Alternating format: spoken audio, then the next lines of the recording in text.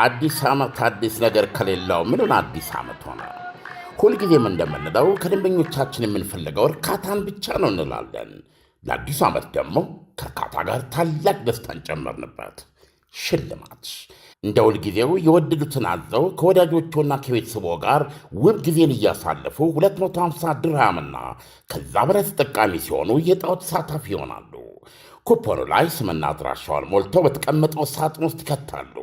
ኦንላይን ለምታዙ ደንበኞቻችን ትዕዛዙ ከ250ና ከዛ በላይ ከሆነ ኩፖን አብረን የምንልክ ሲሆን ሞልተው በዱከም ሬስቶራንት በሚገኘው ሳጥን ማስገባቱን አይዘንጉ።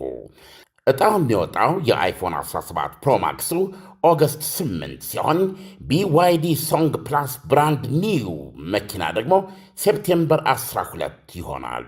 የዱባይ ኢኮኖሚ ዲፓርትመንት ፍቃድ የሰጠው የመንግሥት አካል በተገኘበት ዕጣው የሚወጣ ሲሆን በዱከም የሶሻል ሚዲያ ገጾች ላይ በቀጥታ የሚተላለፍ ይሆናል። አይተው ነክተው ዳሰው የመጀመሪያውን ሰልፊ ተነስተው ዕድልዎን ያሳምሩ። በዕጣው ተሳታፊ ለመሆን 250 ድርሃም ወይም ከዚያ በላይ ተጠቃሚ መሆን፣ ለእያንዳንዱ 250 ድርሃም አንድ ኩፖን ይቀበሉ። የኩፖን ብዛት ገደብ የለውም። ብዙ ሲጠቀሙ ብዙ ዕድል ያገኛሉ። ሕግና ደንቦች ተፈጻሚ ይሆናሉ። ምግብ በልተው መኪና የሚሸለሙ ከሆነ ከዱከም ውጭ የት ይመገባሉ? ለሁሉም ውድ ደንበኞቻችን መልካም ዕድል እንመኛለን። ዱካም ዱባይ። ጤና ይስጥልን አድማጮች፣ ይህ አዋዜ ልዩ ላልሰማችሁ ነው። ከመረጃዎቹ ጋር አብርሃም መኳንንት ነኝ። ኢራን እኔን ለመግደል የምታስብ ከሆነ ሙሉ በሙሉ እንደመሳታለን ሲሉ የአሜሪካው ፕሬዝዳንት ዶናልድ ትራምፕ ተናገሩ። የአሜሪካው ፕሬዝዳንት ትራምፕ ቫንስና ሩቢዮ ከኢራን ጋር የሚያደርጉትን ድርድር እንዲቀጥሉ መመሪያ መስጠታቸው ተሰምቷል። ሰሜን ኮሪያ የኔቶ ጉባኤን ማውገዟም ተሰምቷል። የኒውክሌር ትጥቅ መፈታት መጀመር ያለበት ከአሜሪካ አጋሮች ነው ስትል ጠበቅ ያለ መግለጫ ማውጥታለች። እነዚህንና ሌሎች ጉዳዮችን በዝርዝር እናስደምጣቸዋለን። አብራችሁን ቆዩ።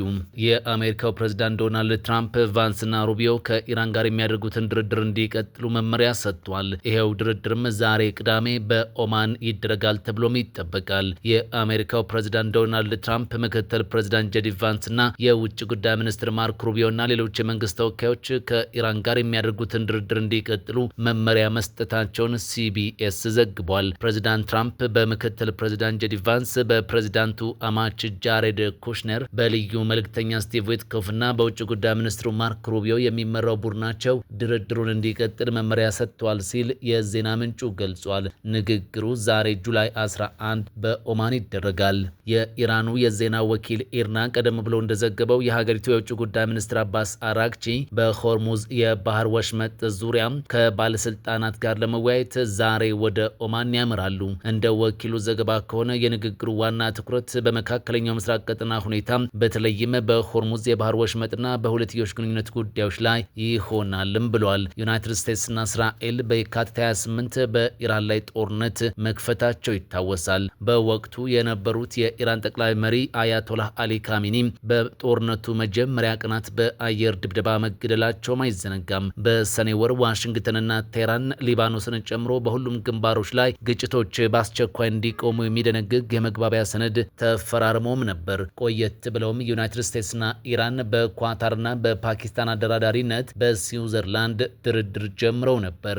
ከመጀመሪያው ዙር ድርድር በኋላ በአደራዳሪዎቹ የጋራ መግለጫ መሰረት ስብሰባው በጥሩና ገንቢ በሆነ መንፈስ የተካሄደ ሲሆን ተስፋ ሰጪ ምርታዎችን በማሳየት ለቀጣይ የቴክኒክ ምክክሮች መሰረትም ጥሏል። ነገር ግን ጁላይ 8 ሌሊት ላይ ዩናይትድ ስቴትስ ኢራን ከዚህ ቀደም የተደረሱ ስምምነቶችን በተለይም የሆርሙዝ የባህር ወሽመጥን በተመለከተ የጣሰች መሆኑን በመወንጀል በሀገሪቱ ላይ ከፍተኛ የአየር ድብደባ በድጋሜ ጀምራለች። ኢራን በበኩሏ በቀጠናው በሚገኙ የአሜሪካ ወታደራዊ ተቋማት ላይ ጥቃት በመሰንዘር ምላሽ ሰጥታለች።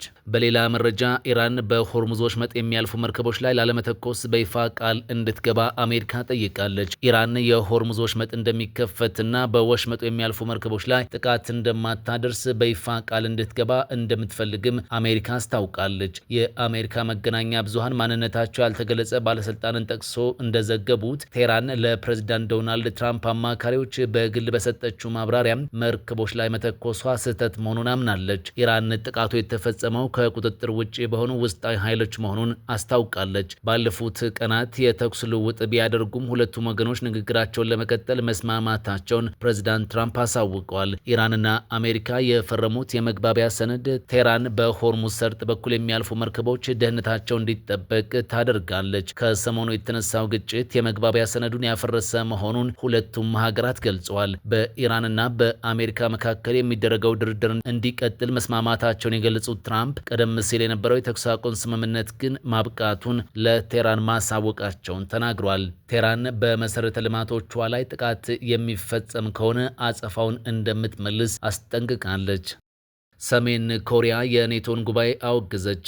የኒውክሌር ትጥቅ መፍታት መጀመር ያለበት ከአሜሪካ አጋሮች ነው ብላለች። ሰሜን ኮሪያ ዛሬ በሰጠችው መግለጫ አሜሪካንና አጋሮቿን የነቀፈች ሲሆን ምክንያቱ ደግሞ በዚህ ሳምንት ከተካሄደው የኔቶ ጉባኤ በኋላ ወታደራዊ ጥምረታቸውን እያጠናከሩና የጦር መሳሪያ ክምችታቸውን እያፋጠኑ ነው በማለት ነው። የሰሜን ኮሪያ የውጭ ጉዳይ ሚኒስቴር በሀገሪቱ የዜና አገልግሎት KCNA በኩል ባወጣው መግለጫ የኔቶ መሪዎች ሰሜን ኮሪያ የምታደርገውን ህጋዊ ሉዓላዊ መብቷን የመጠበቅ እርምጃ እንደ ስጋት አድርገው ፈርጀውታል ሲልም ከሷል። ሚኒስቴሩ አክሎም የኔቶ ጥምረት የጦር መሳሪያ ወጪውን በመጨመርና በኤዥያ ፓሲፊክ ቀጠና ካሉ አጋሮቹ ጋር ያለውን ወታደራዊ ትብብር በማጥበቅ በቡድኖቹ መካከል ያለውን ፍጥጫ ይበልጥ ለማባባስ ያለውን ቁርጠኝነት አሳይቷልም ብሏል። በቱርክ መዲና አንካራ በተካሄደው የኔቶ ጉባኤ ላይ ባለስልጣናት ከ50 ቢሊዮን ዶላር በላይ የሚያወጣ የጦር መሳሪያ ግዥና የኢንዱስትሪ ስምምነቶችን ይፋ አድርጓል። ይህ የሆነው የአሜሪካው ፕሬዝዳንት ዶናልድ ትራምፕ